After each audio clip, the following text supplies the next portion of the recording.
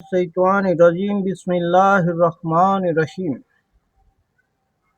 اللہم صلی علی محمد عبدک ورسولک وعلی المؤمنین والمؤمنات وعلی المسلمین والمسلمات اللہم صلی علی محمد النبی الامی وعلی آلہ وآلہ وسلم نحمدہ ونصلی علی رسول کریم واما بعد السلام علیکم ورحمۃ اللہ وبرکاتہ۔ سامعین حضرات، اللہ سے دعا کرتا ہوں کہ آپ خوش ہوں گے۔ اللہ مجھے اور آپ کو خوشیاں عطا فرمائے۔ اللہ میری اور آپ کی دین دنیا آخرت میں مدد فرمائے، نصرت فرمائے، رہنمائی فرمائے، اور اللہ مجھے اور آپ کو کسی کا محتاج نہ بنائے، آمین۔ سامعین حضرات، میں نصر الدین خان آج آپ کے سامنے ایک نیا موضوع لے کر حاضر خدمت ہوں۔ ہمارا آج کا موضوع ہے ایک بڑا عالم خود سے کم عمر کے عالم کے آگے پیچھے کیوں گھومتا ہے۔ تو اللہ تعالیٰ مجھے اور آپ کو کہنے سننے سے زیادہ عمل کی توفیق عطا فرمائے۔ سامعین حضرات، حضرت امام احمد بن حنبل رحمۃ اللہ علیہ حنبلی مسلک کے امام ہیں، پھر بھی آپ حضرت امام شافعی رحمۃ اللہ علیہ کے پیچھے پیچھے گھما کرتے تھے، جو کہ عمر میں آپ سے بہت چھوٹے تھے۔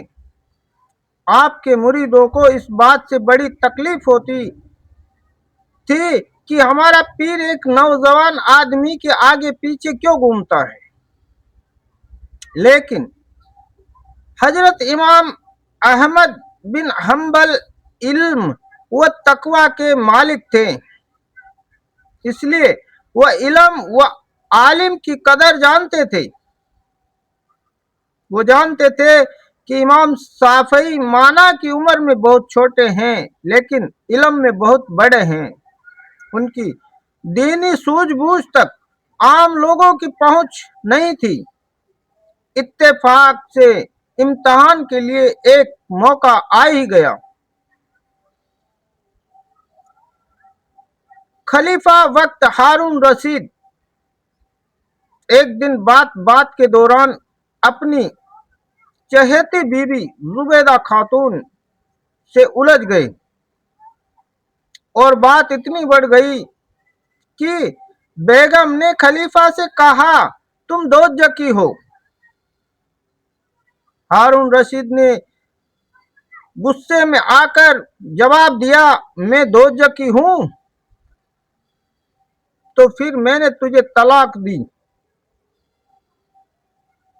تھوڑی دیر بعد جب غصہ ٹھنڈا ہوا تو دونوں کو اپنی اپنی غلطی کا احساس ہوا، جیسا کہ آج کل بھی میاں بیوی کو بعد میں احساس ہوتا ہے۔ خیر، خلیفہ نے مسئلے کا حل تلاش کرنے کے لیے بڑے بڑے عالموں کو طلب کیا اور اپنی بات پیش کی۔ کسی کو بھی اس کے دوزخی یا جنتی ہونے کی تصدیق کرنے کی ہمت نہ ہو سکی، کیونکہ یہ تو رب ہی جانتا ہے کہ جنتی کون ہے اور جہنمی کون ہے۔ اس محفل میں حضرت امام شافعی رحمۃ اللہ علیہ بھی موجود تھے، جو عمر کے حساب سے سب سے چھوٹے تھے۔ آپ نے اپنی جگہ کھڑے ہو کر فرمایا، اس کا جواب میں دے سکتا ہوں۔ خلیفہ نے کہا، تو پھر تشریف لا کر بتائیے۔ آپ نے وہیں سے فرمایا، پہلے یہ بتاؤ کہ تمہیں میری ضرورت ہے یا مجھے آپ کی ضرورت ہے۔ آپ نے فرمایا، تو پھر تم تخت کے نیچے آ جاؤ۔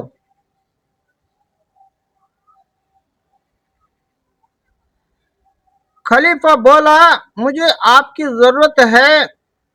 آپ نے فرمایا، تو پھر تم تخت کے نیچے آ جاؤ۔ عالموں کا مرتبہ بادشاہوں سے کئی بڑا ہوتا ہے۔ آپ کی بات سن کر خلیفہ تخت سے نیچے آ گیا اور بڑے ادب سے آپ کو تخت پہ بٹھا دیا۔ آپ نے فرمایا اپنا سوال پھر سے دہراؤ۔ خلیفہ نے اپنی بات بڑے دربار میں دوبارہ پیش کی۔ آپ نے پوچھا خلیفہ مجھے یہ بتاؤ کیا تمہاری زندگی میں کبھی کوئی ایسا وقت بھی آیا ہے کہ تم گناہ کا کوئی کام کر سکتے تھے، کوئی روکنے والا نہیں تھا، لیکن اللہ کے خوف سے تم اس گناہ میں پھنسنے سے رک گئے؟ خلیفہ نے جواب دیا خدا کی قسم میری زندگی میں ایسے کئی موقع آئے۔ آپ نے فرمایا پھر تو تم جنتی ہو۔ مسئلے کا حل نکل آیا۔ خلیفہ و بیگم کی جان میں جان آ گئی۔ لوگوں نے پوچھا حضرت آپ نے خلیفہ کے جنتی ہونے کی سند کیسے دے دی؟ آپ نے جواب دیا میں نہیں کہتا ہوں، قرآن پاک کہتا ہے۔ قرآن میں اللہ تعالیٰ کا فرمان ہے جس نے کوئی گناہ کے کام کرنے کا ارادہ کیا لیکن اللہ کے خوف سے وہ گناہ کرنے سے باز رہا وہ جنتی ہے۔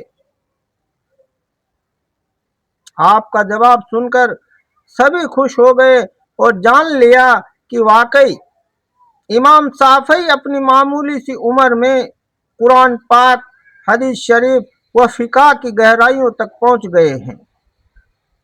تو سامعین حضرات، علماء دین کی قدر کیا کرو، یہ وارث انبیاء ہیں اور یہ ہمارے باغوں کے وہ مالی ہیں جو ہمیں وقت با وقت سینچتے رہتے ہیں۔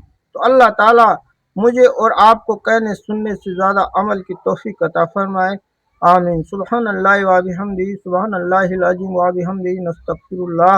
السلام علیکم ورحمۃ اللہ وبرکاتہ۔ سامعین حضرات، خدا حافظ۔